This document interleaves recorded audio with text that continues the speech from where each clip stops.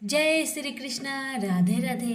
नमस्कार दोस्तों, स्वागत है आप सभी का हमारे YouTube चैनल पर। प्रेम से बोलिए लक्ष्मी नारायण की जय।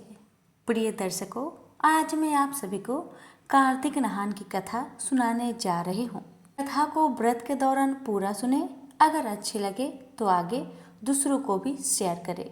भगवान आपकी मनोकामना को पूर्ण करे। बहुत समय पहले की बात है। किसी गांव में एक सास बहू रहा करती थी। तो माँ का हर रोज का नियम था कार्तिक मास में स्नान करना। कार्तिक स्नान करने के लिए सासू माँ को बहुत दूर जाना पड़ता। 12 कोस दूर जाना पड़ता था और 12 कोस दूर से फिर वापस घर आना पड़ता था। एक दिन ऐसे ही चलता गया और बहू जो थी वह कठरियों में पानी डालकर कहती, मन चंगा तो कठौती में गंगा। बहू दिल की सच्ची थी। उसकी बातें सुन वही गंगा जी स्वयं चली आती थी और बहू नहा लेती। एक दिन की बात है कि सासू माँ जब कार्तिक स्नान कर रही थी तभी उनकी नाक से नत बहकर गंगा जी में गिर गई। बहू घर में नहाई तो उसके कटरे में नथ आ गई। उसने नथ को निकाल कर रख लिया। जब सासू माँ कार्तिक स्नान करके आई, उदास होकर बैठ गई तो बहू बोली, माँ जी आप उदास क्यों बैठी हो? तब सास बोली, मेरी नथ तो गंगा में बह गई। बहू कहने लगी, सासू माँ चिंता ना करे, आपकी नथ मेरे हाथों में आ गई है। तब सासू माँ बोली, कैसे बहू? तो बहू बोली, माँ जी आप तो 12 कोस दूर जाती थी और उतना दूर से फिर वापस आती थी। मैं क्या करती थी, कटरे में पानी डालकर कह देती, मन चंगा तो कठौती में गंगा। तभी गंगा जी यहाँ आ जाती थी और उसी गंगा जी की धारा में आपकी नथ भी बहकर आ गई तो मैंने ले ली। ये कार्तिक के ठाकुर, जैसे आपने बहू को दिया वैसे सबको देना।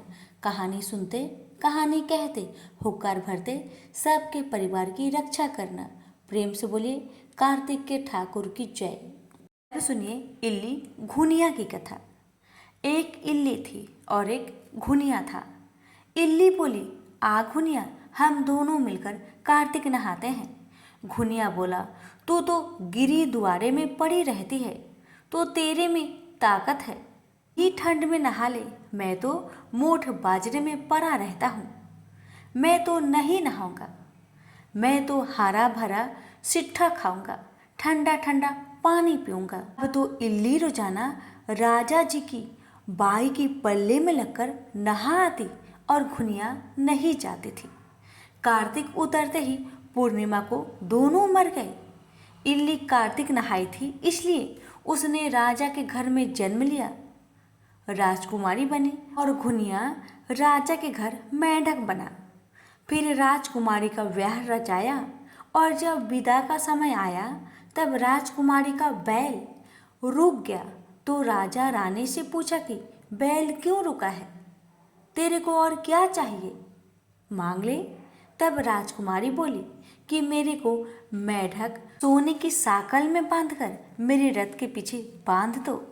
सबने कहा, राजकुमारी मेढक क्यों मांगा, तेरे को कुछ धन और चाहिए तो बोलो। लेकिन उसने कहा, नहीं मेरे को सिर्फ मेढक चाहिए। उसने रथ के पीछे मेढक बांध दिया। जैसे ही राजकुमारी महलों में पहुंची तो मेढक को सीढ़ी के नीचे बांध दिया।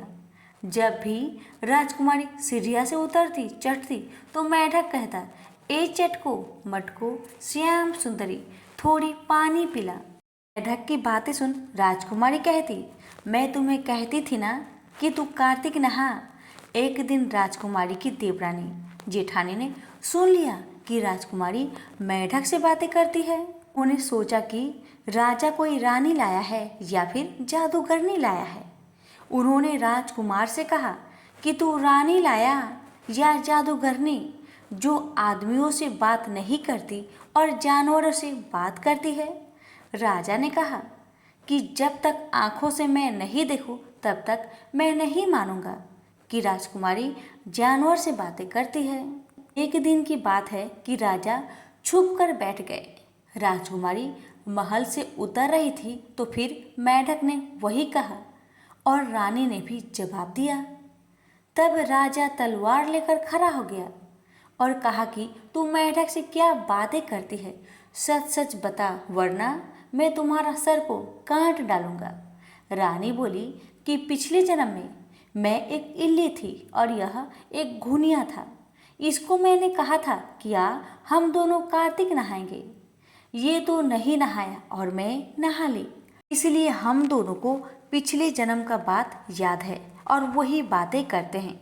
राजा ने कहा कि कार्तिक में गंगा स्नान का इतना बड़ा फल होता है, तो हम दोनों जोरे से कार्तिक नहाएंगे और खूब दान पुण्य करेंगे, जिससे हमें आगे इससे ज़्यादा फल मिलेगा। दोनों कार्तिक नहाने लगे। राजा के घर खूब धन संपत्ति हो गई। हे कार्तिक महाराज, जैसी इल्ली को दिया सबको देना, जैसा घुनिया को दिया वैसा किसी को ना देना। तो प्रेम से बोलिए कार्तिक के ठाकुर की जय। अब सुनेंगे नित्य नेम की कथा। दो माँ बेटी थी। वह रोजाना नित्य नेम की कहानी करती थी। उसकी बेटी ने कहा, माँ मैं नित्य नेम की कहानी कहूँगी। माँ ने कहा, बेटी तेरी कहानी ससुराल में कौन सुनेगा, इसलिए तुम नित्य नेम की कहानी मत लो। लेकिन बेटी नहीं मानी। बेटी के जिद के आगे माँ को झुकना पड़ा। बेटी नित्य नेम की कहानी कहती और माँ सुनती। जब बिटिया की शादी हो गई तो ससुराल गई तो सबसे कहती कि मेरी नित्य नेम की कहानी सुन लो।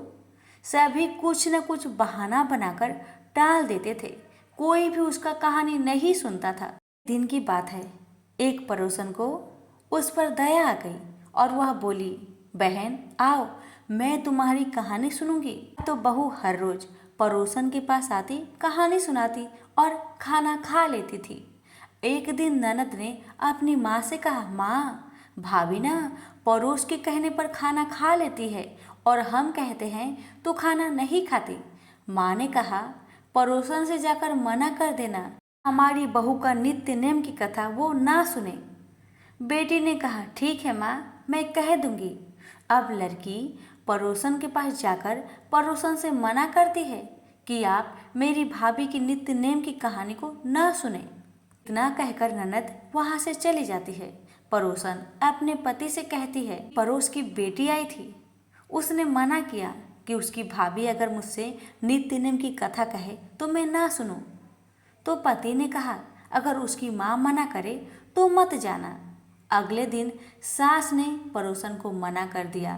तो बहू की कहानी सुनने वाला कोई न था। बेचारी भूखी रहती। ससुर ने पूछा कि बहू कैसी है, तो सास ने कहा, अच्छी है, काम काज तो कर लेती है मगर कुछ खाती नहीं है। ससुर ने कहा कि बड़े घर की बेटी है, काम करने से थक जाती होगी, इससे काम मत कराया करो। लेकिन वह फिर भी नहीं खाती। धर्मराज जी का आसन डोल उठा कि इस नगरी में ऐसा कौन है जो भोजन नहीं करता, उसे बुलाओ।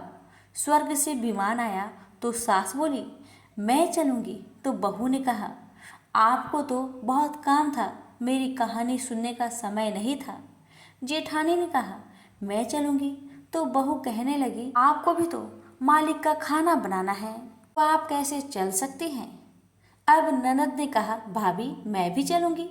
तो भाभी कहने लगी, आपको तो गुड्डे गुड़िया खेलने से फुर्सत नहीं थी, तो आप कैसे चलेंगी। पड़ोसन बोली कि मैं चलूँ। तो वो बोली, हाँ चलो, आपने तो मेरी नित्य नेम की कहानी सुनी है।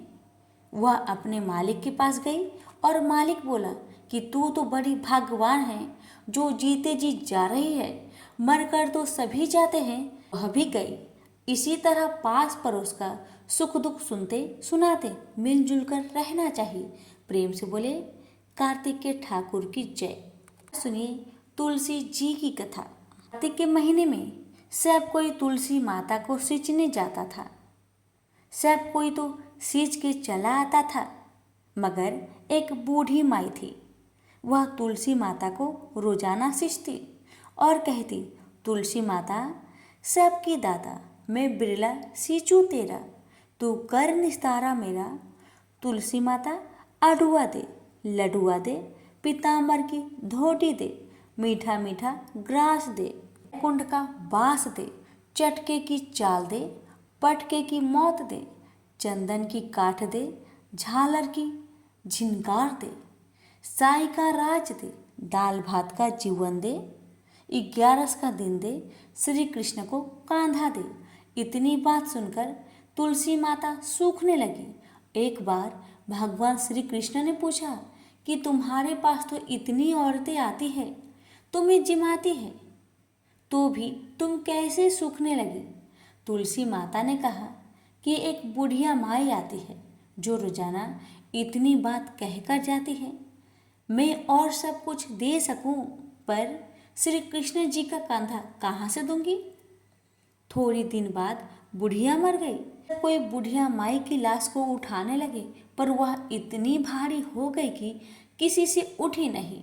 सब कोई कहने लगे कि पाप घाट की माला फेरती होगी जिससे इतनी भारी हो गई है। भगवान बूढ़े ब्राह्मण का रूप धारण करके आए। सबसे पूछने लगे, इतनी भीड़ क्यों हो रही है? सब बोले, एक बुढ़िया मर गई है, पापनी थी इसलिए किसी से नहीं उठती। जब भगवान बोले, इसके कान में मुझे एक बात कहने दो तो यह उठ जाएगी। सबने कहा, तू भी अपनी मन की निकाल ले। भगवान ने जाकर उसके कान में कहा, बुढ़िया माई, तू बिरुआ सींचे मेरा, मैं करूँ निस्तारा तेरा। बुढ़िया माई अडुआ ले, गडुआ ले, पीताम्बर की धोती ले, मीठा मीठा ग्रास ले, बैकुंठ का बांस ले, चटके की चाल ले, पटके की मौत ले, चंदन की काठ ले, झालर का झनकार ले, साई का राज ले, दाल भात का जीवन ले, कृष्ण का कांधा ले। इतना सुनते ही बुढ़िया माई हल्की हो गई। भगवान कंधे पर ले गए, उसकी मुक्ति हो गई। हे तुलसी माता, जैसी उसकी मुक्ति करी ऐसे ही हमारी करियो। जैसे उसको कंधा दिया वैसे सबको दियो। प्रेम से बोलिए, तुलसी मैया की जय, श्री कृष्ण भगवान की जय, कार्तिकेय ठाकुर की जय। सुनिए गंगा जमुना की कथा।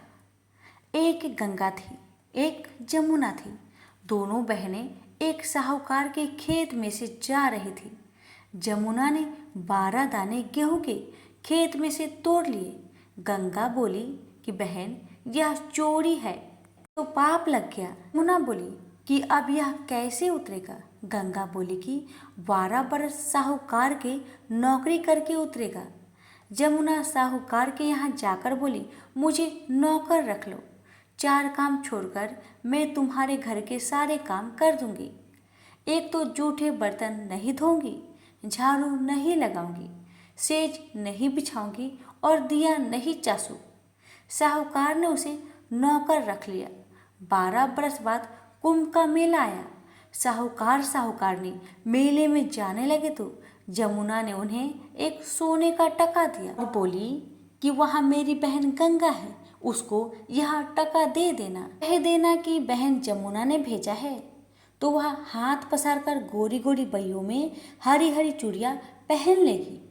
वह लोग वहाँ जाकर सोने का टका देने लगे तो गंगा ने हरी हरी चूड़ियाँ गोरी गोरी बइया हाथ पसार कर ले लिया और बोली, मेरी बहन जमुना से कह देना कि अब तेरे 12 बरस पूरे हो गए हैं, अब वह आ जाए। साहूकारनी घर आए, जमुना से बोले कि तेरी बहन बोली है कि तेरे 12 बरस पूरे हो गए हैं। ना सुनते ही जमुना सहस्त्र धारा होकर बहने लगी। साहूकारनी को जब यह पता लगा कि जमुना माता हमारे घर में काम करती थी, तो मुद्दे माथे पड़ गए और सोचने लगे, अब हमारा पाप कैसे उतरेगा। उधर जमुना गंगा के पास गई तो गंगा ने पूछा कि तू साहूकारनी को धीरज बंधकर आई है या नहीं। जमुना बोली कि मैंने तो कुछ भी नहीं कहा। गंगा बोली कि उनका धीरज बांध कर आ, नहीं तो उनको संतोष कैसे होगा।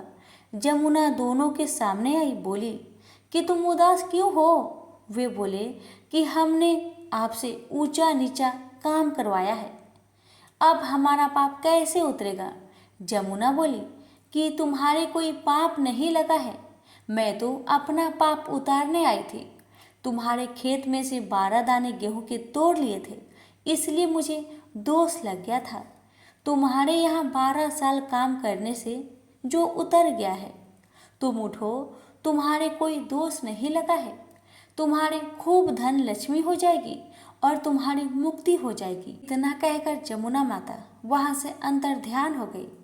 हे जमुना माता, जैसे मुक्ति साहूकार साहूकारनी को दी वैसे सबको देना, हमें भी, हमारे सारे परिवार को देना। प्रेम से बोलिए गंगा मैया की जय, जमुना माता की जय, कार्तिक के ठाकुर की जय।